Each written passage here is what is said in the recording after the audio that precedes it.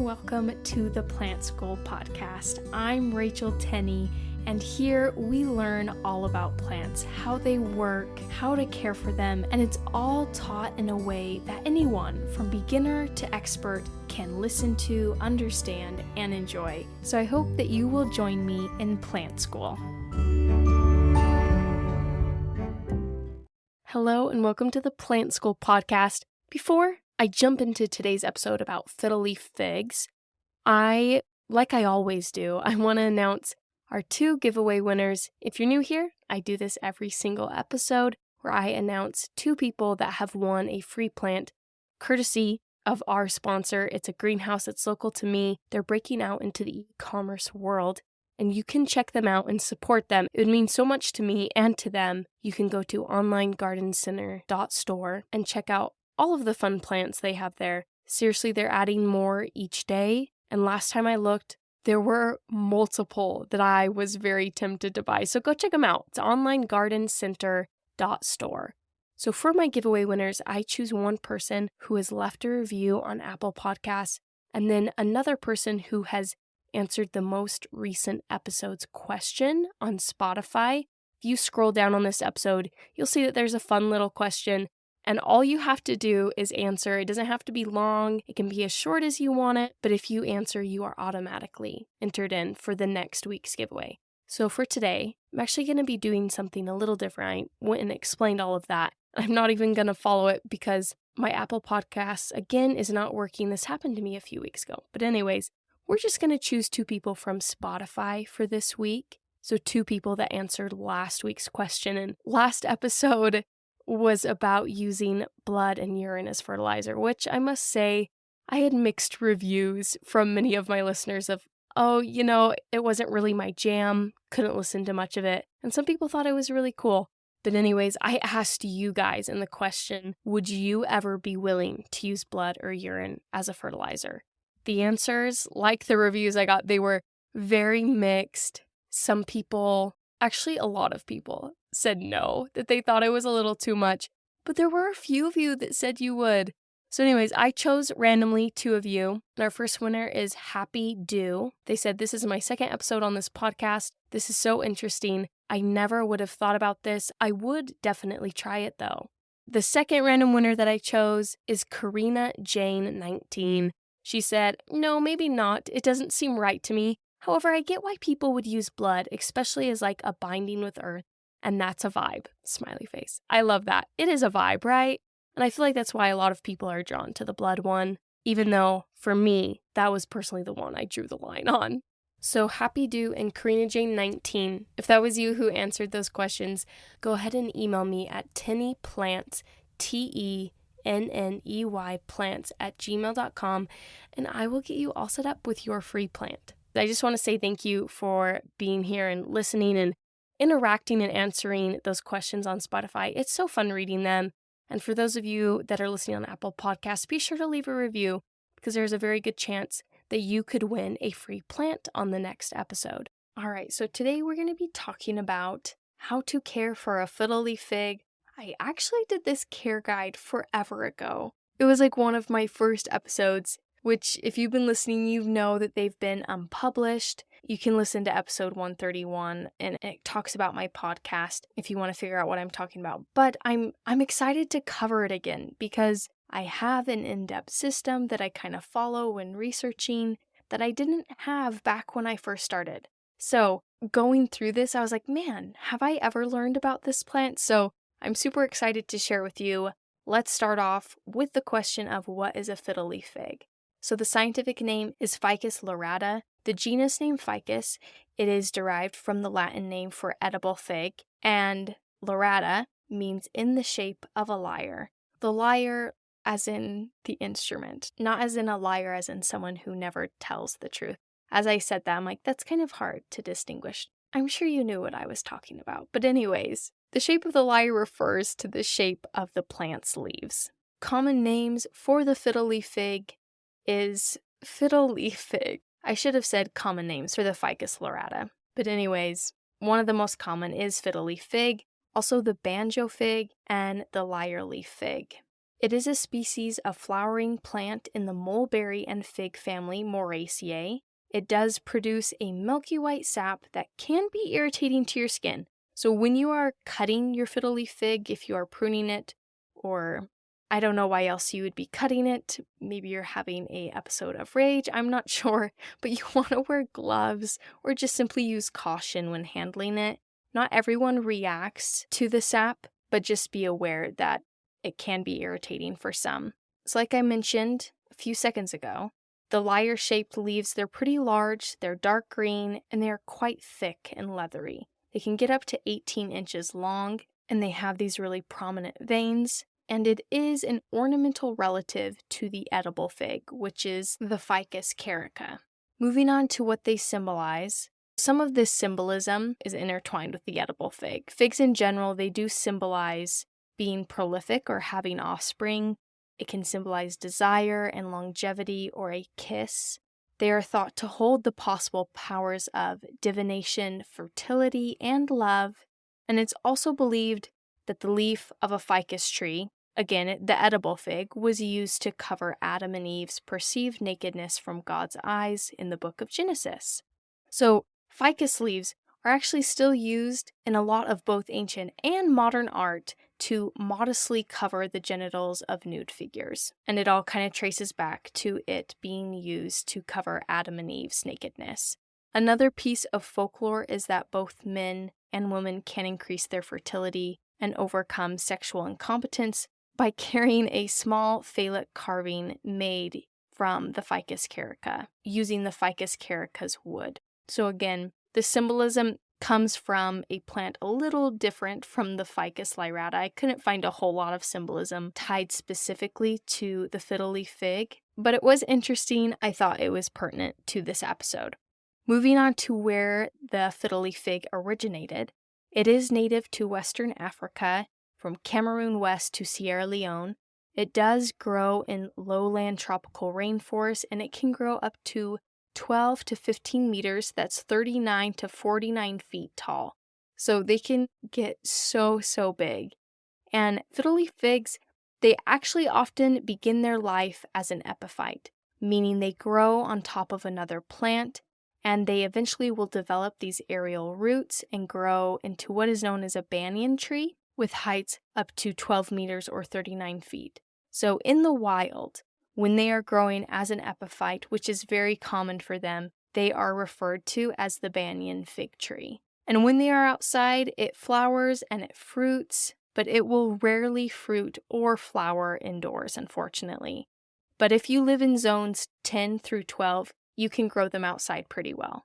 And I thought this was really interesting. Fiddle leaf figs, they actually require a special pollinator in order to have viable seeds. So each ficus species has a symbiotic relationship with a certain wasp, and that wasp will only lay eggs within its associated ficus species. I thought this was so cool. So the pollinating wasp of Ficus lyrata is the Agonian spatulata. I'm no entomologist, but I hope I said the name of that wasp right. So people who don't want their fiddle leaf figs to have viable seeds and having it spread, you can get an herbicide to kind of control this pollinator, because where this pollinator wasp is present, the risk of a fiddle leaf fig spreading to areas that it is not wanted in is particularly high. But don't worry, because this wasp is actually only present in parts of Western Australia and is only considered potentially invasive in Western Australia. This plant actually can be propagated in other ways, not just by seed. So it seems like it could be invasive because of those propagative properties, but it actually has a pretty low risk score currently for being invasive. All right, let's get to my favorite part. We've covered where it came from and kind of introduced this plant, and now we get to dive into its history.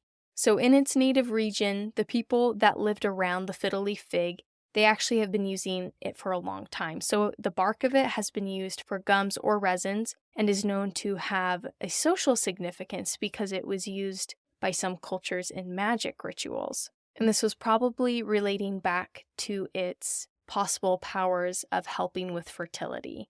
In Ayurvedic, which is Indian medicine, and traditional Chinese medicine, they often use the fiddle leaf fig as a food source, and they would use the fruit, root, and leaves as medicine to treat things like colic, indigestion, loss of appetite, diarrhea, sore throats, coughs, and inflammatory and cardiovascular disorders. I just want to go through a couple of studies that I thought were cool on the fiddle leaf fig. So one showed that the fiddle leaf fig does indeed have antimicrobial properties, which is why it was probably used medicinally, getting rid of those unwanted microbes. Another study showed that it had efficacy in using the sap for treating fungal infections and pathogenic yeasts. And then lastly, I found a study that showed that the leaves have antioxidant properties. And the way they did this, they studied great apes that regularly ate the fiddle leaf fig, and they found that it had an antioxidizing effect. But as a houseplant, they have been introduced and cultivated around the world because they are quite popular. So their popularity actually starts back before it was a houseplant, and it was grown in almost all tropical areas as an ornamental plant and a shade tree. So in 1916, it was reported to be cultivated in most European botanic gardens, and I quote, that fine specimens have been observed at Berlin, Brussels, and Kew. And in the 1920s, it was actually reported to have been cultivated experimentally in Puerto Rico. Moving later into the 1970s, it was observed as being cultivated as a tree along fences and in national parks in the Dominican Republic. And they aren't the only ones who used it, because in the gardens of Nicaragua and the Philippines, they also currently use it as an ornamental plant in their parks. And though it has risen to being wildly popular as a houseplant, it wasn't really popular until the 21st century, so pretty recent. Its rise to fame actually coincides with a popular social media platform, Pinterest, and this happened in 2010, and my husband, who's a statistician, would probably tell me that correlation does not imply causation, but in this case, it's pretty obvious that Pinterest was what made the fiddle leaf fig very popular. It was easy to photograph, and it was plastered all over the platform. In 2013, so 3 years after it was exploding from Pinterest, IKEA recognized this, and they made the decision that they would regularly start stocking the fiddle leaf fig, started at the price of $13.99. I know today they can be much more expensive than that, depending on their size, but way back in 2013, IKEA started stocking fiddle leaf figs. Fiddle leaf fig has been featured on a number of recent Super Bowl commercials. It's a pretty high-profile plant. In 2016, it was even named the It plant of the design world in a New York Times article. This plant comes with a lot of notoriety, but as we kind of switch gears and move into the care guide section, I think you will see that this plant is pretty particular. Too much or not enough of one thing can cause a lot of problems, and with its leaves being so large, if you lose a few, it causes it to go from looking really good to really bad very quickly. So honestly, I don't know if I'd recommend this plant to a complete beginner. I think I'd more recommend it to someone who wants a thrill. A roller coaster of emotions, because that is what the fiddle leaf fig can give you if you don't know what you're doing. Hopefully though, after you listen to this episode, you will know what you're doing if you have one or if you are thinking of getting one. So let's start out how to water the fiddle leaf fig. As always, you want to feel the soil of your plant before you water. So when the top 1 to 2 inches of the soil are dry, you know that your fiddle leaf fig is ready for more water. Overwatering and underwatering can cause leaf drop, and inadequate or just erratic watering, you're not doing it consistently, can actually cause leaf tips to turn brown. So try to water on a consistent basis when those top 1 to 2 inches of soil are dry. The fiddle leaf fig does not love dry air, so having a humidifier is recommended, especially in those winter months when your heaters are running and there is not much moisture in the air. Dry air can actually cause leaf drop or brown leaf tips. And again, you can get a humidifier or clump your plants together. Don't really worry about misting them because it can actually lead to a lot of fungal infections like leaf spot from that sitting water. The reason why this is because the water in your home doesn't evaporate quite as quickly as it would if, it was raining out in its native environment. It rains on this plant and then it evaporates or it's soaked up very quickly. Whereas that doesn't really happen as fast in our homes, which can lead to fungal infections like the leaf spot. Moving on to lighting needs, light is probably the most limiting factor for the fiddle leaf fig. So in its native environment, it is a full sun plant. It grows in direct sun most of the day, but in your home, it's a little different. It can grow well indoors, but it does need bright indirect light. If it gets a few hours or less of direct sun, that's totally fine. Although just be aware that direct sun can cause the leaves to have brown or dark areas or brown leaf edges. This is known as sunburn. So if this happens, move it out of the direct sun. If it's getting those large sunburn spots, but not enough sun can cause spindly growth and it to not look full and lush. You also want to keep them in a room with temperatures between 64 to 75 degrees Fahrenheit or 18 to 24 degrees Celsius. Any colder than 55 degrees Fahrenheit or 13 degrees Celsius in the wintertime is not recommended. So you can place them outside, but just be sure you bring them inside before it gets below that threshold. And you do want to keep them away from any cold drafts or hot drafts for that matter.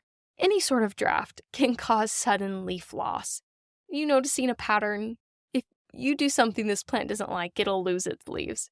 So here's another one for you before I move on. In general, ficus species do not like being moved around, so the fiddle leaf fig is no different than its other ficus friends. Once you have found a spot that your fiddle leaf fig is happy in, really try not to move it besides rotating it occasionally, to get that even growth. But big changes of placement can cause sudden leaf drop. And I do want to add this note to give you some hope because I do have a little extra care tip to kind of sprinkle in here with the topic of leaf loss if you are feeling like your fiddle leaf fig is past the point of no return or you're worried about getting one because you might kill it because it'll lose all its leaves. Don't worry because there is a way to help this. I have seen kiki paste being used with this plant with great success. So if you have it, you can buy it on Amazon. It's just like these tiny little bottles of paste. They have the plant hormone cytokinins, and it can help encourage new growth. So this is what I've seen people do. You can score a shallow cut about 1/4 inch above a node where the leaf was, and you put kiki paste on the node and also on that cut, and it can encourage a new leaf or new branching to come in. I saw one Reddit user, and it was actually very recent. They said that they had about a 60% success rate with putting kiki paste on the nodes, and they had pictures of it months later, and it looked really good compared to where it started out. So if you're at your wit's end, or you have a sad-looking fiddle leaf fig, or maybe you're worried you might get a sad-looking fiddle leaf fig one day, try using kiki paste because it seems like it can work wonders with this plant. And if you're interested in the science of how kiki paste works, I actually did a whole episode about that. It is episode 113, how to biohack your houseplants. You can give that a listen and learn how that works. I think I even gave another example of how someone used their fiddle leaf fig with kiki paste, and the results were pretty impressive. All right, let's move on to how to fertilize your fiddle leaf fig. It's recommended to feed them monthly in the spring and the summer, or if you notice it's actively growing and pushing out a lot of new growth. Not fertilizing consistently can cause sudden leaf loss. Again, this plant, man. And it can also cause slower growth if you're not fertilizing regularly. So using a fertilizer with an NPK value of 936 is recommended. And it's also recommended to saturate the soil, let all that excess water drip out, and then pour the fertilizer water on the plant to ensure more even coverage. This is something you can do with any plant when you're fertilizing it. It's just kind of a best practice to do.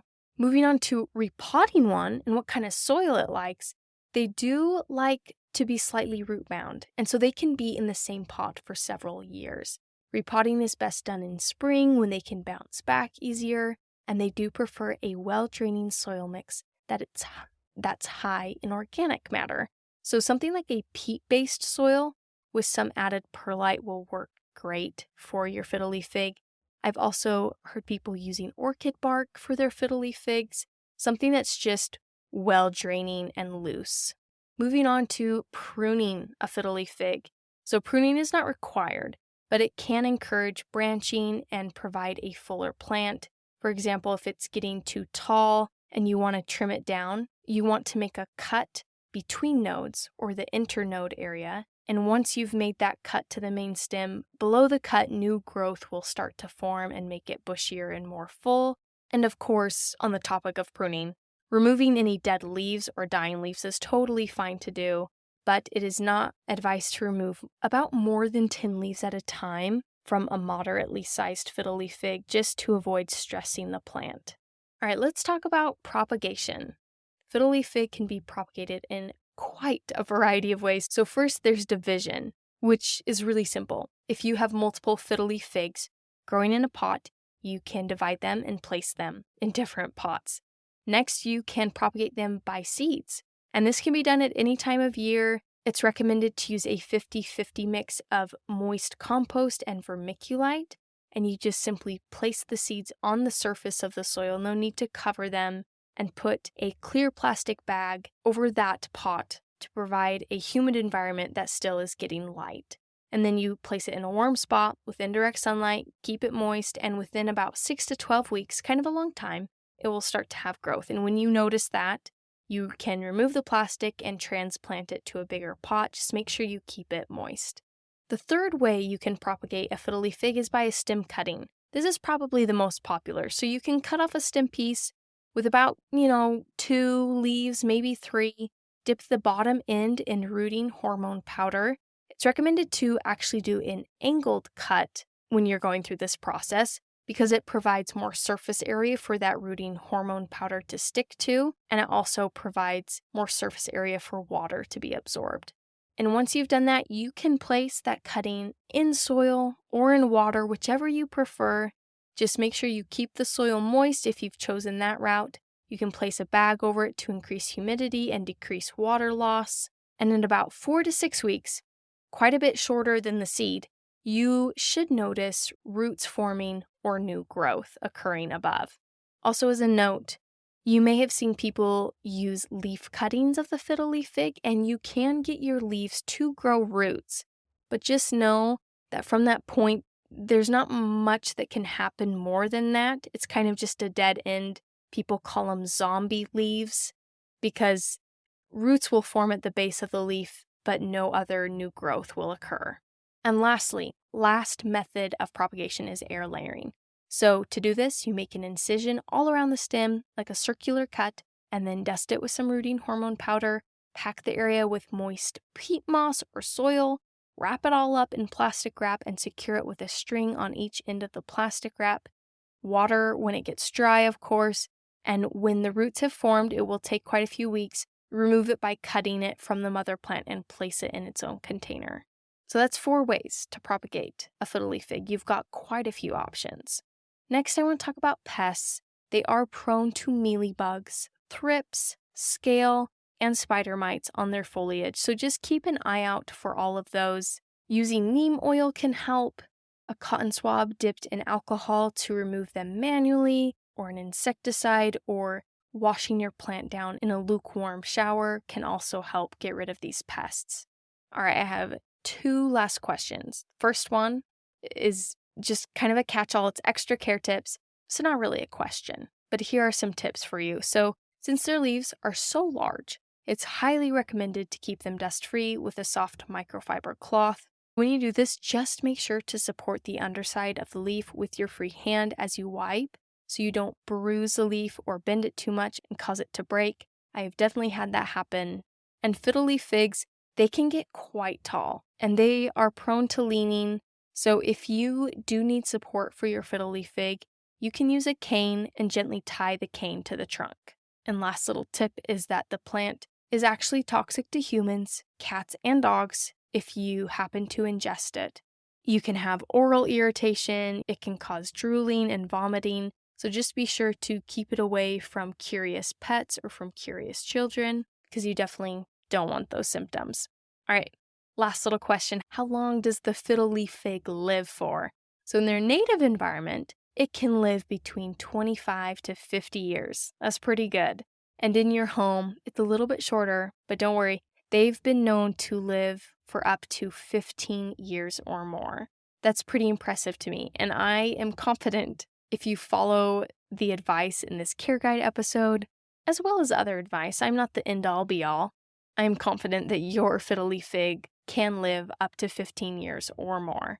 And that concludes my care guide and history of the fiddle leaf fig. Thank you so much for listening. I really appreciate having you here, and I hope that you will join me in 2 weeks for a brand new episode of the Plant School Podcast.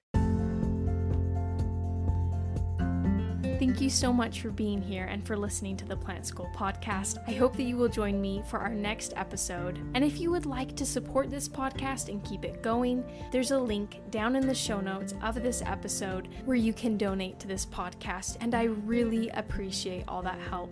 Or you can go to my merch store, which is also linked in the notes of this episode, and you can find some really cool plant-related shirts and stickers. And if you want to support the podcast but spend no money, feel free to share it with a friend, leave a review. All these things greatly help me out and allow me to keep doing this. Again, thank you so much for listening and for being here at the Plant School Podcast.